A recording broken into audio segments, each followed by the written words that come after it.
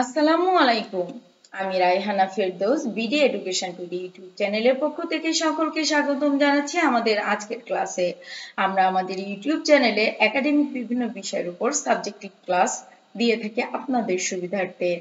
আমরা গণিতের বিভিন্ন কলাকৌশল আর ইংরেজি গ্রামার উপস্থাপন করি খুব সহজ আর সাবলীল ভাষায়। এছাড়াও সাধারণ জ্ঞান সম্পর্কিত বিভিন্ন গুরুত্বপূর্ণ তথ্য ও টিপস তো থাকছে। চলুন দেরি না করে আমরা আমাদের আজকের ক্লাসটি শুরু করি। আজ আমরা সপ্তম শ্রেণীর বাংলাদেশ ও বিশ্ব পরিচয় বিষয়টি থেকে অধ্যায় 9 এর কিছু গুরুত্বপূর্ণ সংক্ষিপ্ত প্রশ্ন তুলে ধরছি। অধ্যায় 9 বাংলাদেশের প্রবীণ ব্যক্তি ও নারীর অধিকার। আজ আমরা 14 নম্বর প্রশ্ন উত্তর থেকে আলোচনা করব। পূর্ববর্তী ক্লাসে আমরা বাকি 13টি প্রশ্ন উত্তর নিয়ে আলোচনা করেছিলাম।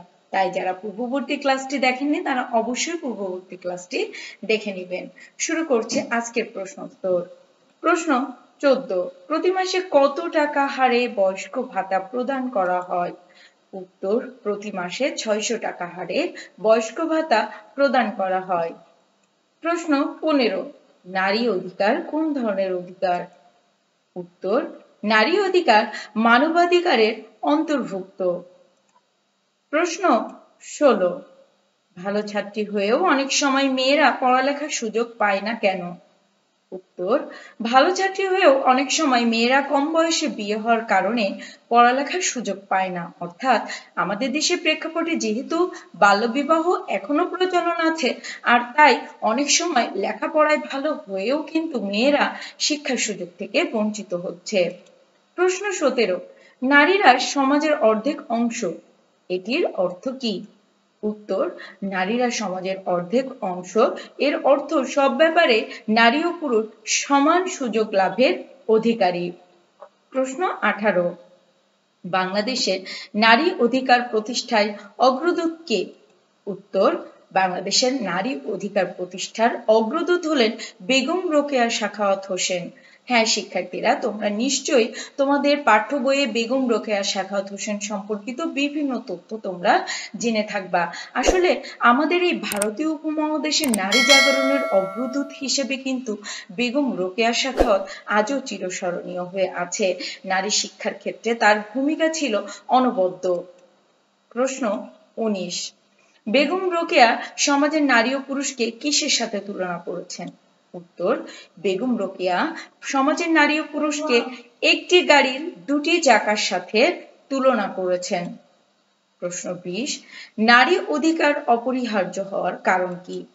উত্তর, রাষ্ট্র ও বিশ্বের কল্যাণ ও উন্নয়নের জন্য নারী অধিকার অপরিহার্য। প্রশ্ন 21, বাংলাদেশ সরকার মেয়েদের শিক্ষার জন্য কিসের ব্যবস্থা করেছে?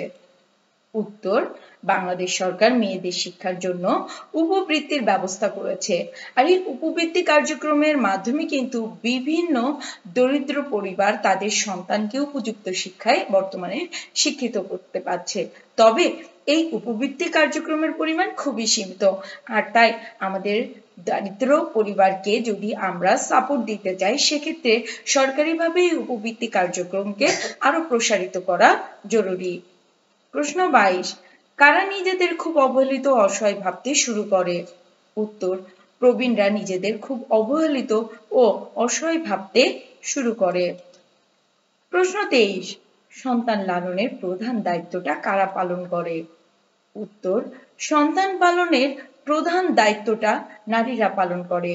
আসলে শিক্ষার্থীরা, আমাদের দেশের প্রেক্ষাপটে কিন্তু মায়েরাই সন্তানের অধিকাংশ দায়িত্ব কর্তব্য পালন করে থাকে, তাই বলা হচ্ছে প্রধান দায়িত্বটি মায়ের। প্রশ্ন 24, কে পুরুষ ও নারীকে একটি গাড়ির দুটো চাকার সঙ্গে তুলনা করেছেন? উত্তর, নারী জাগরণের অগ্রদূত বেগম রোকেয়া পুরুষ ও নারীকে একটি গাড়ির দুটি চাকার সঙ্গে তুলনা করেছেন।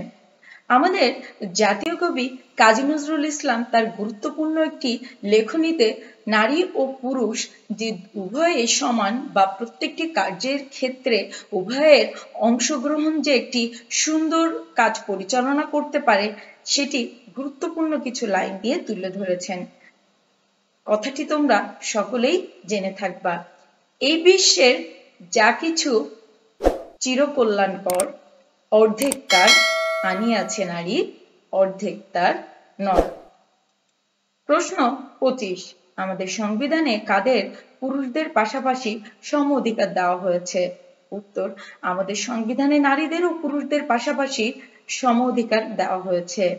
হ্যাঁ শিক্ষার্থীরা, তবে আমাদেরকে মনে রাখতে হবে যে এই সম অধিকার নিশ্চিত পাওয়ার মাধ্যমে আমরা যেন আমাদের দায়িত্ব কর্তব্যকে ভুলে না যাই। অর্থাৎ একটি সমাজ বা একটি দেশকে যদি আমরা উন্নতির চরম শিখরে নিয়ে যেতে চাই, তাহলে অবশ্যই নারী ও পুরুষকে সমানভাবে সকল কার্যক্রমে অংশগ্রহণ করে আমাদের সমাজ এবং রাষ্ট্রের চূড়ান্ত উন্নয়ন নিশ্চিত যাতে আমরা করতে পারি, সেই লক্ষ্যে কাজ করা।